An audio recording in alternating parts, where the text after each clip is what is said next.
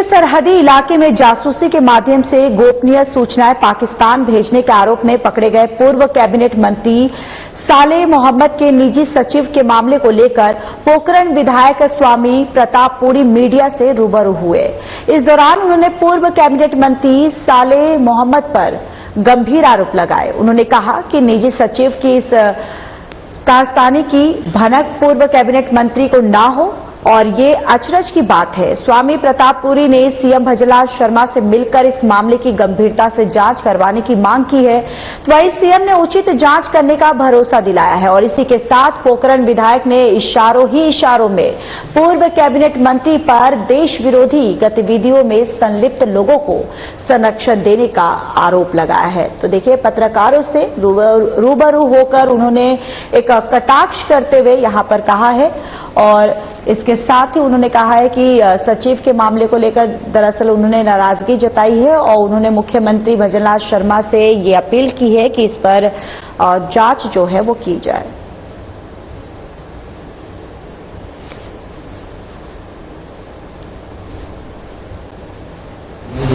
और पूरे देश में देश के दुश्मन के साथ बाल बच्चे से लेकर के माताओं बहनों से लेकर के वयोवृद्ध से लेकर के सैनिक और पूरा हमारा देश उनके साथ सैनिकों के साथ खड़े होकर के पाकिस्तान से हम दुआ ले रहे थे। पाकिस्तान दुश्मन देश को उनको युद्ध में हरा रहे थे।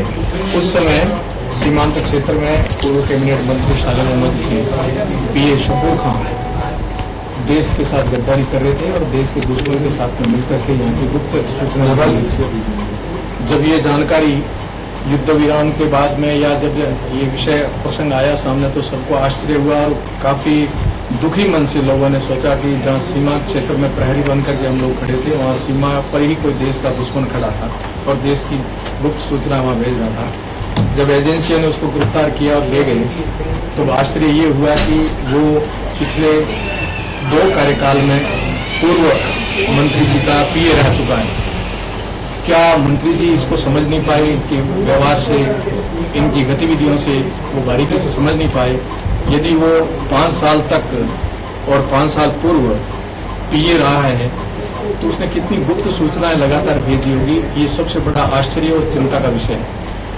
और उससे भी ज्यादा आश्चर्य और चिंता इस बात की है और ताज्जुब भी है और हमें घृणा भी हो रही है कि वो एक सरकारी कर्मचारी है। सरकारी कर्मचारी होते हुए भी पीए रह करके और देश के साथ इतनी बड़ी गद्दारी करता है तो ये सबसे बड़ा घृणित कार्य है। तीसरा, उन्होंने विदेश यात्रा, शकूर खान ने विदेश यात्राएं की लगभग 7, जहां तक जानकारी मिली 7 का आंकड़ा आया है। तो 7 विदेश यात्रा करने के बाद भी अपने विभाग को नहीं बताया कि मैं विदेश जा रहा हूं। कुल मिलाकर के ये इतना चिंता का विषय है कि सीमांत क्षेत्र में हमारे वहां तो प्रत्येक नागरिक देशभक्त बनकर के सेना के साथ खड़ा था और उस समय ये लोग गद्दार कर वहां खड़े थे पाकिस्तान के साथ में। और कैबिनेट मंत्री के पीए रहते हुए यदि इतना कर सकते हैं तो कैबिनेट मंत्री जब बैठते हैं अथवा वहां सैनिक अभ्यास होता है क्षेत्र में तब वो मंत्री या विधायक साथ रहते हैं तो ये वहां तक भी साथ में गया होगा। कितनी गुप्त हमारी सूचनाएं पाकिस्तान तक भेजी, इसकी बड़ा चिंता का विषय है। और ऐसी कई घटनाएं हमें आश्चर्यचकित करती है और अब वो कानून के दायरे में गिरफ्तारी के शिकंजे में आया है। निश्चय ही उस पर बारीकी से जांच करके कानून अपने दायरे में लेकर के कानून इतनी बारीकी से जांच करके और उनको ऐसा ले कि इनको शरण देने वाले भी कोई नहीं बचे और ऐसे और कोई तैयार नहीं हो और इनको भी सबक मिलनी चाहिए। खरीफ मौसम पूर्व उन्नत कृषि तकनीक प्रसार और किसानों की समस्याओं पर सीधा संवाद करने के लिए 29 मई से 12 जून तक आयोजित किए जा रहे विकसित कृषि संकल्प अभियान के कैंपों का बाड़मेर में केंद्रीय कृषि मंत्रालय के निदेशक डॉक्टर जेपी यादव ने निरीक्षण कर किसानों से संवाद किया। इस दौरान किसानों को अभियान के उद्देश्य के बारे में समझाया गया। निदेशक ने ग्राम पंचायत गरल और बारासन और गोडा मालानी में कैंपों का निरीक्षण किया। ग्राम गरल में कृषि विज्ञान केंद्र दांता की ओर से आयोजित कैंप में डॉक्टर जेपी यादव को प्रगतिशील किसानों ने अवगत करवाया कि नवाचार फसलों में खजूर और अनार की बागवानी किसानों की ओर से अपनाई गई है, लेकिन पक्षियों और गिलहरी से होने वाले नुकसान से बचाने के लिए किसानों को नवीनतम और तकनीकों को अपनाने की आवश्यकता है।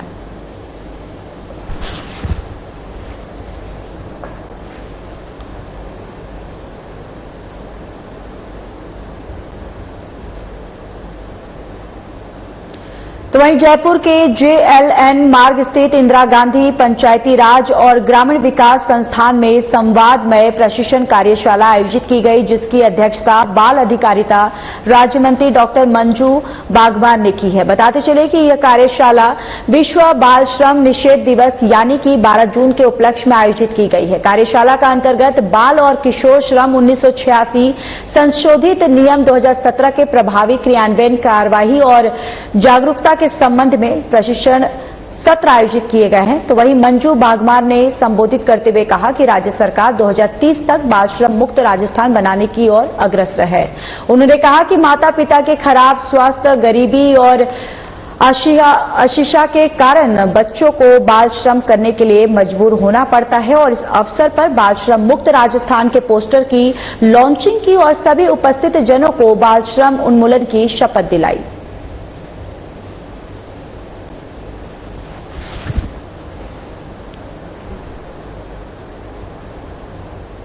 हनुमानगढ़ जिले को टीबी मुक्त बनाने के लिए आपको बताते चले कि उद्देश्य से जिला कलेक्टर कानाराम ने कैनाल कॉलोनी जिला चिकित्सालय में 50 से अधिक टीबी मरीजों को निक्षय पोषण किट वितरित किए हैं और इस अवसर पर उनके साथ मुख्य चिकित्सा और स्वास्थ्य अधिकारी doctor Navneet Sharma, PMO doctor Shankarlal Soni, NTEP के डीटीओ डॉक्टर मुकेश शेखावत सहित कैनाल कॉलोनी जिला चिकित्सालय के डॉक्टर्स और स्टाफ उपस्थित रहे। इस अवसर पर जिला कलेक्टर ने आमजन से अपील की है कि वे राष्ट्रीय क्षय उन्मूलन कार्यक्रम के तहत निक्षय मित्र बने और टीबी मरीजों को हर महीने पोषण की थैली प्रदान करें। तो वहीं सीएमएचओ डॉक्टर नवनीत शर्मा ने बताया कि जिला कलेक्टर कानाराम के निर्देशन पर जिले के टीबी मरीजों को पोषण की थैली दी जा रही है। इस दौरान जिला कलेक्टर ने उपस्थित टीबी मरीजों से बात की और नियमित रूप से दवा और पोषण सामग्री खाने के निर्देश दिए हैं। कलेक्टर कानाराम ने जिले को टीबी मुक्त बनाने का संकल्प भी व्यक्त किया है।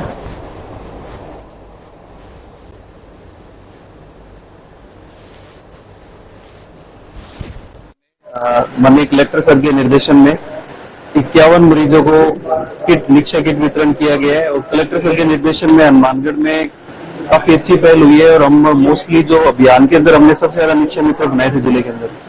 और चूंकि जिला कलेक्टर सर हमारे उनका वो मंशा थी कि किट वितरण करते हुए इस तरीके की एक्टिविटी करवाई जाए जिससे कि और लोग भी मोटिवेट हो।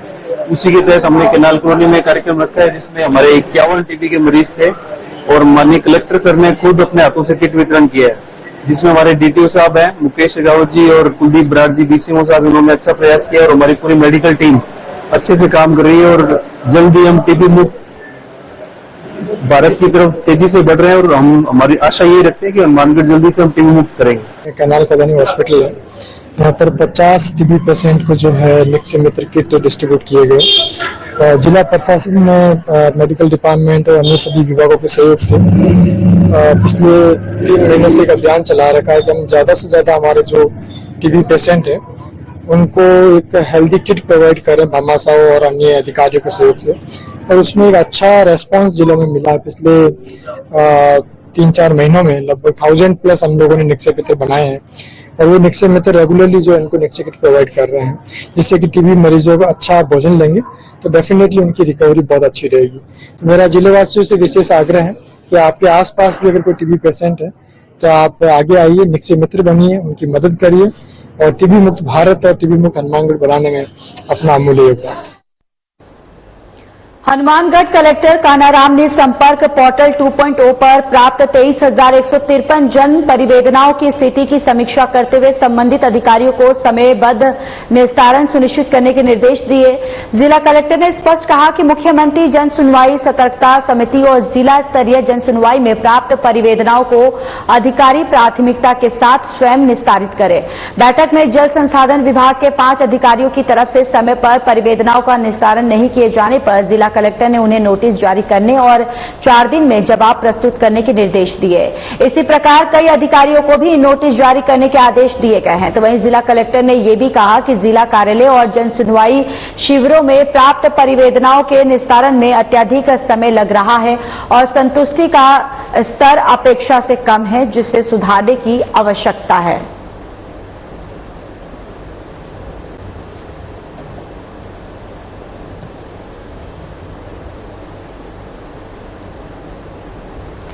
खबर हनुमानगढ़ से, जहां जिले में 5 जून से 20 जून तक वंदे गंगा जल संरक्षण पखवाड़ा मनाया जा रहा है और इसी सिलसिले में जिला कलेक्टर कानाराम ने समीक्षा बैठक की।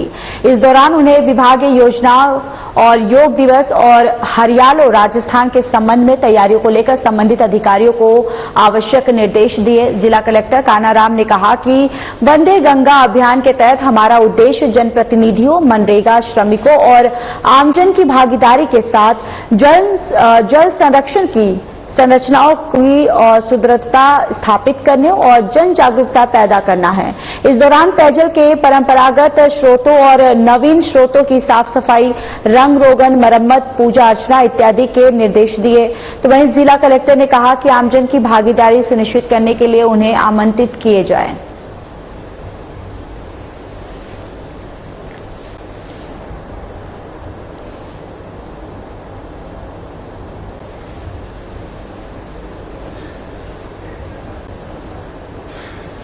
जोधपुर में चांदपोल चौका भूतानाड़ी स्थित ऐतिहासिक पुष्पेश्वरनाथ महादेव मंदिर में 2 जून 2025 भगवान पुष्पेश्वरनाथ महादेव और मां परंबा का पाटोत्सव और धूमधाम से मनाया गया। इस पावन अवसर पर श्रद्धालुओं का सैलाब उमड़ पड़ा और देर रात तक दर्शन करने वालों की लंबी कतारें लगी।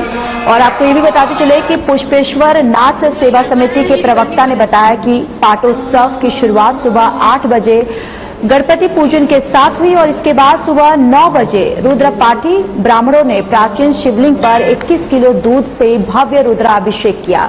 दोपहर 2 बजे पंडितों के सानिध्य में दुर्गा सप्तशती पाठ किए गए और शस्त्रार्चन हवन का भी आयोजन किया गया, जिसमें 21 जोड़ों ने आहुतियां दी हैं और गोधील बेला में भव्य महाआरती के बाद सभी श्रद्धालुओं को महाप्रसादी का वितरण किया गया। रात्रि में शहर के प्रसिद्ध भजन गायक कालूराम प्रजापत और पार्टी और दीपक गणपत गणेश एंड पार्टी ने भक्तिमय भजनों की प्रस्तुति देकर समा बांध दिया। मंदिर परिसर में पूरे दिन भक्तिमय माहौल बना रहा और श्रद्धालुओं ने भगवान का आशीर्वाद प्राप्त किया।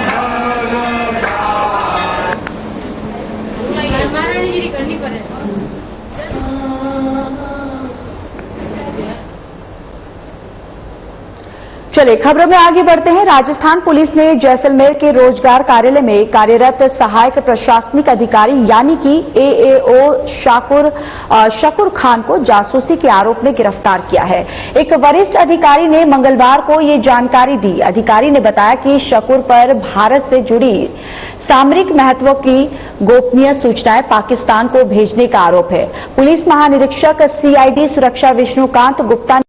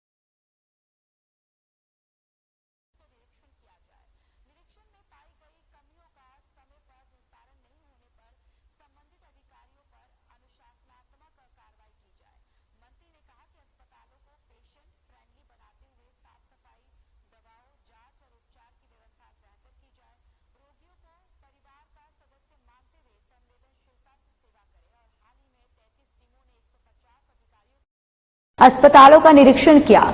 रिपोर्ट के अनुसार स्वच्छता, बिजली, भवन पर मरम्मत और संसाधनों की स्थिति की जांच की गई। चिकित्सा शिक्षा विभाग ने पीडब्ल्यूडी से एमओयू कर अस्पतालों की मरम्मत और रखरखाव का जिम्मा सौंपा और साथ ही शौचालयों की देखभाल सुलभ इंटरनेशनल और सुरक्षा व्यवस्था सीआईएसएफ को सौंपी गई और मरम्मत के लिए 44 करोड़ रुपए की स्वीकृति जारी हो चुकी है।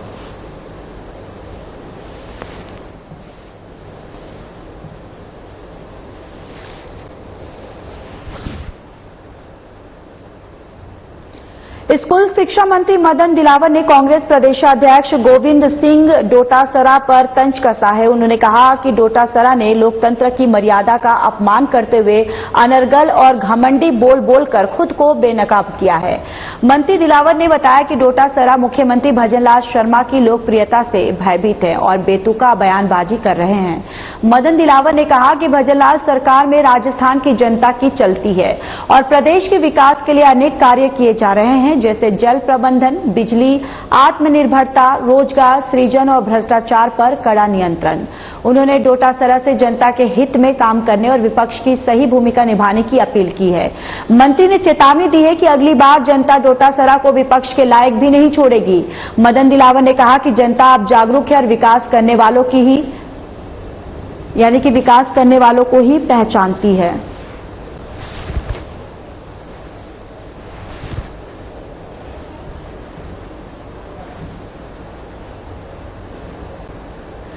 मुख्यमंत्री भजनलाल शर्मा की पहल और चिकित्सा मंत्री गजेंद्र सिंह खींवसर के निर्देश पर आरयूएचएस अस्पताल में चिकित्सा सुविधाओं का विस्तार जारी है। सोमवार से अस्पताल में एंजियोग्राफी की सेवा शुरू कर दी गई है। पहले दिन 2 हृदय रोगियों का सफलतापूर्वक कोरोनरी एंजियोग्राम किया गया है और चिकित्सा शिक्षा सचिव अम्बरीश कुमार ने बताया कि इससे अब मरीजों को सवाई मानसिंह अस्पताल जाने की जरूरत नहीं पड़ेगी, जिससे उन्हें बड़ी राहत मिलेगी।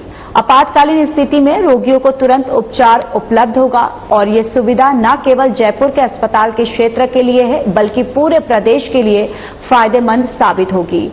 आरयूएचएस अधीक्षक डॉक्टर महेश मंगल ने बताया कि 75 वर्षीय महिला और 44 वर्षीय पुरुष रोगी की मुख्यमंत्री आयुष आरोग्य योजना के तहत एंजियोग्राफी की गई है और इस कदम से सवाई मानसिंह अस्पताल पर भी मरीजों का दबाव कम होगा।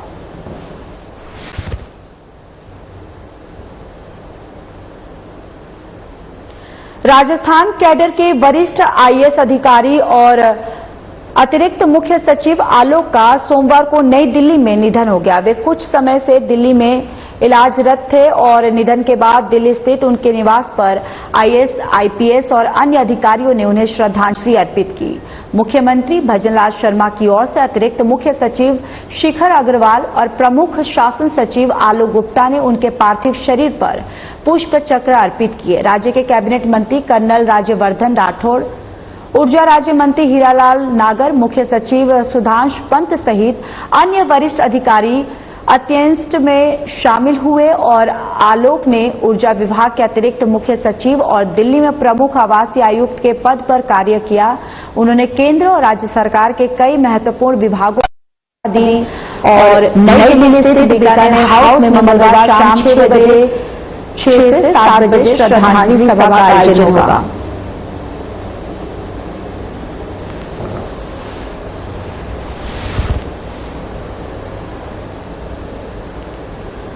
प्रोग्राम विधायक महान प्रतापपुरी ने बीजेपी प्रदेश कार्यालय में प्रेस बाइट में कहा कि कांग्रेस के पूर्व मंत्री सालेह मोहम्मद के निजी सचिव शकूर खान को राजनीतिक संरक्षण प्राप्त था। शकूर खान बिना सूचना पाकिस्तान की यात्रा करता रहा और गोपनीय सूचनाएं लीक करने का संदेह है। विधायक ने कहा कि मंत्री अनजान रहा और चिंता का विषय है। प्रतापपुरी ने मुख्यमंत्री जनार्दन शर्मा, बीजेपी प्रदेश अध्यक्ष मदन राठौर और केंद्रीय नेतृत्व में मामले की निष्पक्ष जांच की मांग की है। उन्होंने कहा कि सीमावर्ती क्षेत्र में संदिग्ध गतिविधियां बढ़ रही हैं और पूर्व जनप्रतिनिधियों के भ्रष्टाचार की भी जांच होनी चाहिए। उन्होंने बताया कि शकूर खान की गिरफ्तारी के बाद स्थानीय लोग कार्रवाई की निष्पक्षता पर सवाल उठा रहे हैं। विधायक ने आशा जताई है कि सरकार इस मामले में कड़ी कार्रवाई करेगी और देश की सुरक्षा को प्राथमिकता देगी।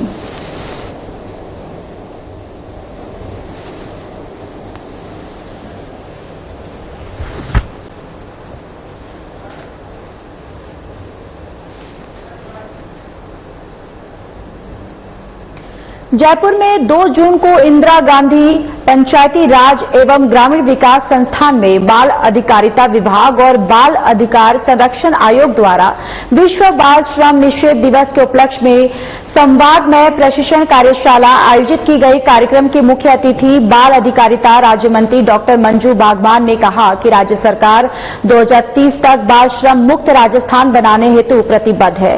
उन्होंने बाल श्रमिकों की काउंसलिंग, पुनर्वास और शिक्षा की महत्व पर जोर दिया। अतिरिक्त मुख्य सचिव कुलदीप रांका और आयुक्त बचनेश अग्रवाल ने भी बाल श्रम के सामाजिक कारणों और समाधान पर विचार रखे। कार्यशाला में नुक्कड़ नाटक के माध्यम से हम भी पढ़ना चाहते हैं का संदेश दिया गया और 1098 पर बाल श्रम की सूचना देने का आह्वान किया गया है। इस अवसर पर बाल श्रम मुक्त राजस्थान पोस्टर का विमोचन भी हुआ है। चलिए, इस बुलेटिन में मेरे साथ फिलहाल के लिए बस इतना ही। बाकी देश और दुनिया की तमाम बड़ी खबरों के लिए जुड़े रहिए हमारे साथ। नमस्कार।